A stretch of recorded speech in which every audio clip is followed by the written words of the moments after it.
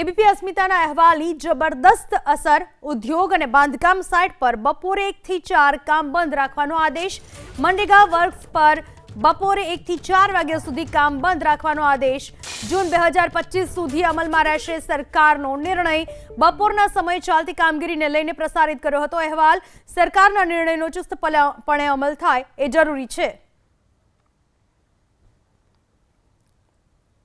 તાજેતરમાં કાળઝાળ ગરમી પડી રહી છે। 40 ડિગ્રીથી ઉપરનું તાપમાન મોટાભાગના શહેરોમાં જોવા મળી રહ્યું છે। ત્યારે એબીપી અસ્મિતાના અહેવાલની જોરદાર અસર થઈ છે। ઉદ્યોગ અને બાંધકામ સાઇટ ઉપર બપોરે 1 થી 4 વાગ્યા સુધી કામ બંધ રાખવાનો આદેશ આપી દેવામાં આવ્યો છે।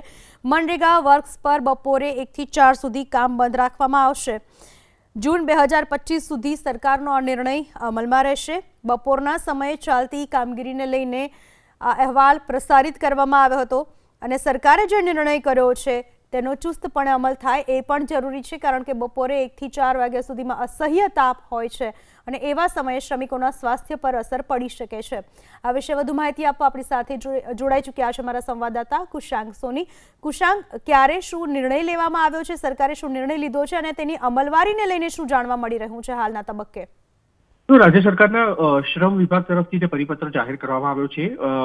અમદાવાદ સહિત મોટા રાજ્યોમાં અને સમગ્ર રાજ્યમાં ગરમીનો પારો છે તે લગભગ 41-42 ડિગ્રી સુધી પહોંચી રહ્યો છે અને આગામી મહિનો આ જે સમગ્ર મહિનો છે તે દરમિયાન પણ ગરમીનું પ્રમાણ છે તે વધવાની શક્યતાની વચ્ચે રાજ્ય સરકાર તરફથી આ પરિપત્ર બહાર પાડવામાં આવ્યો છે। ખાસ તો બાંધકામ સાઇટ, તમામ ઉદ્યોગો, મનરેગા વર્કર, ઈંટ ભઠ્ઠામાં કામ કરતા જે શ્રમિકો છે તેમના માટે આ મહત્વનું પરિપત્ર બપોરે 1 વાગ્યાથી લઈને 4 વાગ્યાના સમયગાળા દરમિયાન જ્યાં સૂર્યના સીધા કિરણો પડતા હોય ખુલ્લા આકાશ નીચે ત્યાં આગળ કામગીરી બંધ રાખવા માટે શ્રમિકો ના સ્વાસ્થ્ય માટે આ નિર્ણય કરવામાં આવ્યો છે।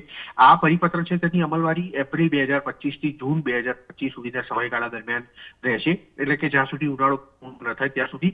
જોકે આપને એ પણ જણાવી દઈએ કે અલગ અલગ મહાનગરપાલિકાઓને સત્તા પણ આપવામાં આવી છે કે પોતાના શહેરમાં જે રીતનું તાપમાન હોય તે પ્રકારે બાંધકામ સાઇટો ઉપર અથવા અન્ય જગ્યાઓ પર શ્રમિકો જ્યાં કામ કરતા હોય તેની અમલવારી કરાવવાની રહેશે। એટલું જ નહીં, હીટ એક્શન પ્લાન અંતર્ગત અલગ અલગ જગ્યાઓ પર પીવાના પાણીની વ્યવસ્થા અને ORS મૂકવા માટે પણ અલગ અલગ મહાનગરપાલિકાઓને સૂચના આપવામાં આવી છે।